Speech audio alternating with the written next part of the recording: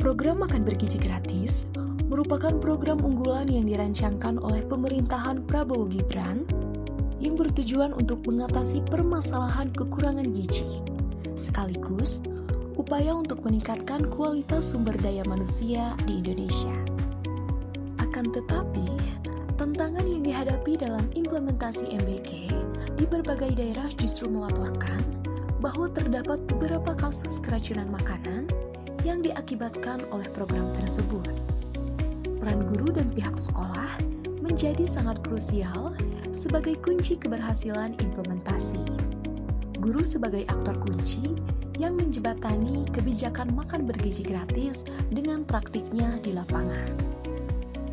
Penting bagi tenaga pendidik di sekolah untuk memahami bahwa keracunan makanan adalah gangguan kesehatan serius yang diakibatkan oleh kontaminasi agen biologis, kimia, atau toksin, yang apabila menyerang banyak siswa sekaligus dalam waktu yang bersamaan, hal tersebut dinamakan sebagai kejadian luar biasa.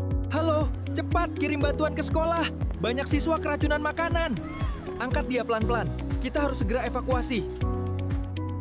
Selain itu, keracunan juga dapat didefinisikan sebagai keadaan sehat, kemudian tiba-tiba sakit. Penyebab utama keracunan makanan biasanya disebabkan oleh adanya kontaminasi mikroorganisme seperti bakteri, virus, ataupun parasit yang masuk ke makanan selama proses pengolahan, penyimpanan, ataupun distribusi. Perlu dipahami bahwa tidak munculnya gejala langsung setelah makan tidak menutup kemungkinan seorang siswa mengalami keracunan makanan. Namun, apabila seseorang sudah mengalami tanda dan gejala seperti mual, muntah, nyeri perut, bahkan hingga diare setelah mengkonsumsi makanan, itu dapat dijadikan sebagai indikator kuat seseorang telah mengalami keracunan makanan. Bahkan, apabila seseorang mengalami diare terus-menerus, hal tersebut dapat mengakibatkan dehidrasi, yaitu di mana kondisi saat tubuh kehilangan lebih banyak cairan daripada yang dikonsumsi, sehingga mengganggu keseimbangan mineral dan fungsi normal tubuh. Maka, penanganan yang perlu kita lakukan yaitu segera memberikan cairan pengganti seperti air mineral, pemberian air kelapa muda, ataupun pemberian oralit, yaitu larutan yang mengandung campuran natrium klorida, kalium klorida, glukosa, serta natrium bikarbonat. Perlu diingat, jangan sesekali memberikan obat MAH atau antasida apabila melihat siswa yang mengalami gejala mual dan sakit perut.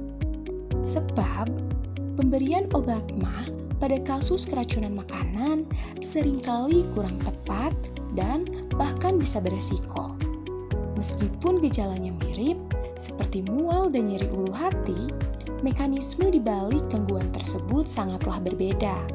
Gejala mual, muntah, dan sakit perut pada keracunan makanan adalah mekanisme pertahanan tubuh untuk mengeluarkan zat beracun ataupun patogen sesegera mungkin.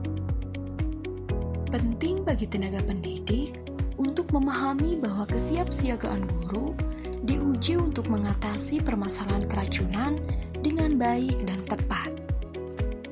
Ada beberapa upaya yang kita bisa lakukan, seperti memeriksa makanan sebelum didistribusikan kepada siswa, seperti memeriksa warna, bau, ataupun kondisi wadah. Jika kita melihat hal yang mencurigakan, jangan mengambil hal berisiko untuk mendistribusikan kepada siswa.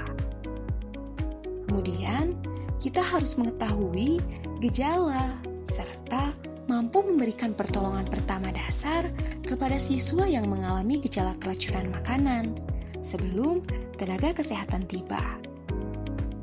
Selain itu, kita harus siap melakukan pelaporan sesegera mungkin ke pusat kesehatan terdekat apabila melihat korban semakin parah.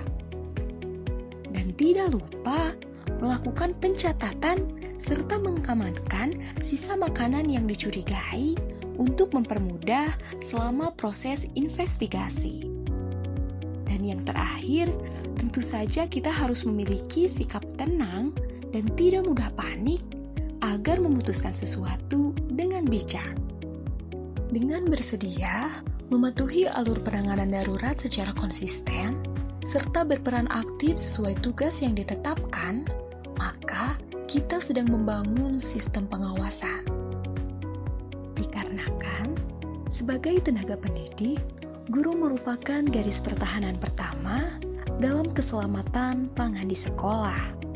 Dengan pengetahuan dan kesiapsiagaan yang tepat, kita bisa memastikan bahwa program makan bergizi gratis dapat berjalan sebagaimana mestinya, sehingga setiap piring makanan yang disajikan benar-benar bergizi, bukan resiko bagi keselamatan siswa.